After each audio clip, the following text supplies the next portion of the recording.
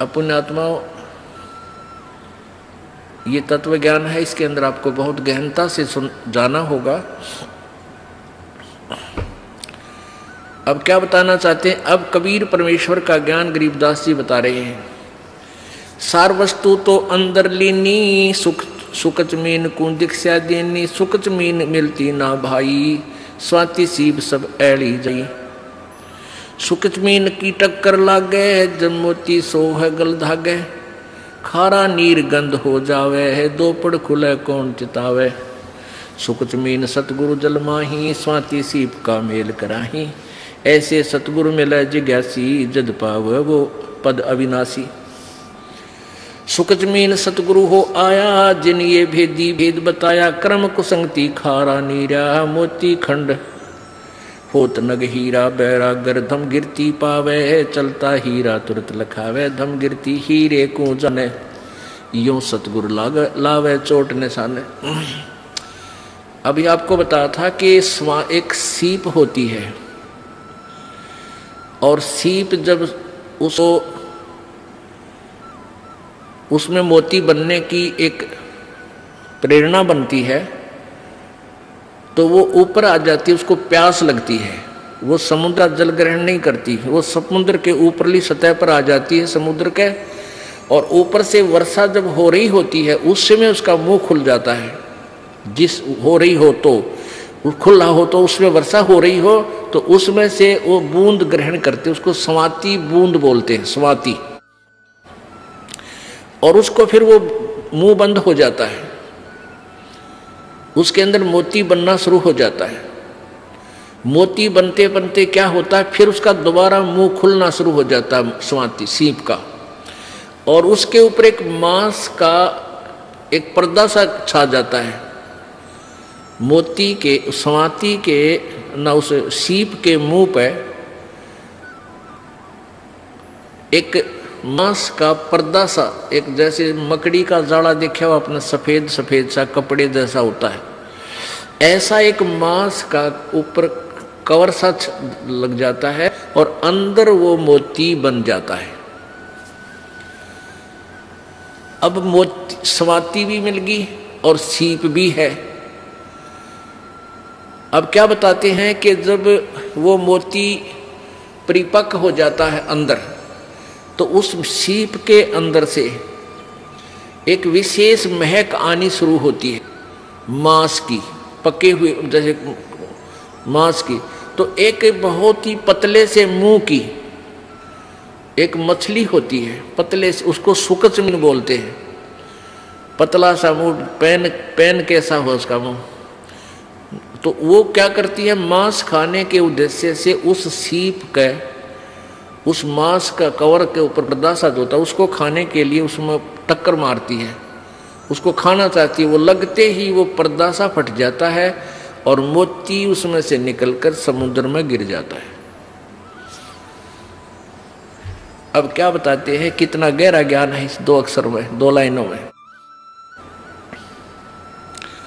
सार वस्तु तो अंदर लीनी, सुख जमीन को दिखा देनी, सुख जमीन मिलता ना बाही, स्वाति सीप सब ऐड़ ही जाही। सुख जमीन की टक्कर लागे है, जब मोती सो है गल धागे। अब क्या बताते हैं, मनुष्य जीवन भी आपके पास है और सतगुरु भी मिल गया अपने आपको, सही मंत्र भी मिल गया। और यदि सारनाम नहीं मिला तो भी आपका यो मंत्र भी और आपका जीवन भी दोनों व्यर्थ, जो पहले दूसरे द्वितीय मंत्र तक। अब कहने का भाव ये है कि जैसे वह मोती सीप तो समझो शरीर है, और स्वाति समझो मंत्र आपको मिल गया सतनाम, और मोती बन गया। और सुख जमीन मिलता ना भाई, स्वाति सीप सब ऐड़ ही जाई। सार नाम आपको नहीं मिला है, और आखिरी सांस तक आपकी इसके अंदर श्रद्धा, पूरे गुरु जी में श्रद्धा, यानी आखिरी सांस तक इसकी जाप नहीं किया।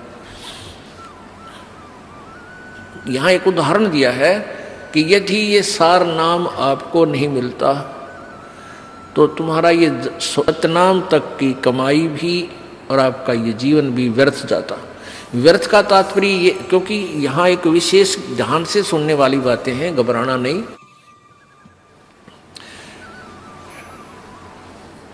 अब जैसे आपको सतनाम मिल गया और सारनाम मिला नहीं और आपकी मृत्यु होगी। पहली बात तो ये है कि परमात्मा उस प्राणी की मृत्यु नहीं होने देगा। कबीर भगवान के हाथ में पूरी कलम है।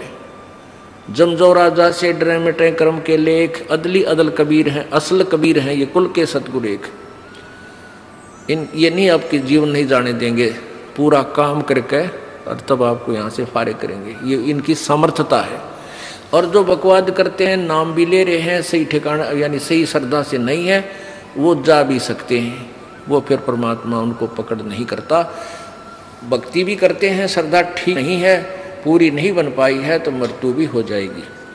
तो उनको फिर वैसे तो व्यर्थ हुआ क्योंकि सारनाम मिला नहीं, लेकिन फिर भी वो ऐसा व्यर्थ नहीं होगा जैसे औरों का होता है। उन अन्य साधकों से चाहे 1000 वर्ष तक तपस्या और अन्य पूजाएं करके चले गए, उनसे भी आपका जो मंत्र की कमाई है वो असंख्य गुना घनी आपके पास है। न जाने कितने दिन स्वर्ग में रहोगे या कहीं और दूसरे लोकों में राजा बन जाओगे, तो ये व्यर्थ गया, यानी जो उद्देश्य था वो पूरा हुआ नहीं। अब ये एक उदाहरण देना चाहते हैं आपको गहराई से समझाने के लिए। जिनको ये तीनों नाम प्राप्त है वो प्राणी के लिए ये चैप्टर आज चल रहा है। सुकच मीन मिलता ना भाई, स्वाति सीब सब ऐड़ ही जाई। सुकच मीन की टक्कर लागे, सुकच मीन मिलता ना भाई, स्वाति सीब सब ऐड़ ही जाई। सुकच मीन की टक्कर लागे है, जब मोती सो है गल दागे। अब सुकच मीन ने उस सीप के उस मांस के टुकड़े को खाने के उद्देश्य से टक्कर मारी, वो खड़क दे ही मोती नीचे निकल गया। तब वो मोती निकाला गया गोताखोरों के द्वारा और फिर उस मोती की कीमत हुई, फिर वो सीने पर आकर सुशोभित हुआ।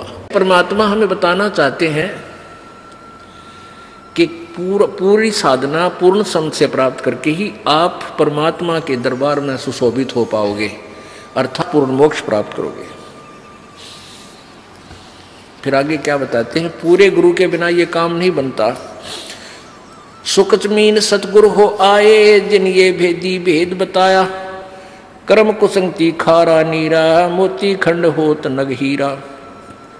बैरा गर्दम गिरती पावे, चलता हीरा तुरत लखावे। दम गिरती हीरे को जाने, नो सतगुरु लावे चोट निशाने। अब ये हीरा जो होता ना, एक हीरा ये पत्थर में बन जाता है, पत्थर में होता है, पहाड़ में, और इसकी इतनी ताकत होती है इसमें, ये कुछ ऐसी गर्मी पाकर के वहाँ पहाड़ की, और ये पत्थर को फोड़ता उसके अंदर से चल चल चल करता हुआ चल पड़ता है, जिधर भी इसकी दिशा बन जाती है। तो पहले राजा लोगों के पास एक धमगिरती होते थे। धमगिरती वो क्या होती, उनके अंदर एक ऐसी कॉमन सेंस होती है, ऐसी उनकी सुरती लगती थी, वो ध्यान से यानी अपनी ऐसी सुरती को पत्थर से पहाड़ पर तचा देते थे कि वो हर उस पत्थर की उस हीरे की दिशा को बता देते थे कि ये इधर को चल रहा है। अब जैसे उनके पास बैठ जाते पहाड़ के, और उस आवाज से अंदर हो रही आवाज बहुत गहरे, किसी को नहीं सुन रही वो बाहर, उसकी सुरती उससे कनेक्ट हो जाती, और वो फिर सुनता है ऐसे कान से लाकर कि वो इधर उसकी दिशा है, वो बता देता इधर आ रहा है, इस स्पीड से आ रहा है। तो आगे जाकर राजाओं से बता देते थे कि यहाँ एक खोद दो इसको गड्ढा, इस पहाड़ के बीच में या खुदाई करवा दो, ये वहाँ तक इस समय में पहुँच जाएगा। तो वहाँ जाकर के आगे उसको पत्थर को कटवा देते थे राजा लोग मजदूरों से फटाफट, और वो हीरा आता और उसके अंदर से आके, क्योंकि आगे रास्ता उसको मिलता नहीं, गड्ढे में खड़क दे ही निकल जाता, वो हीरा फिर राजा लोग प्राप्त कर लेते थे। तो क्या बताते हैं, बैरागर धम गिरती पावे, चलता ही तुरत लखावे।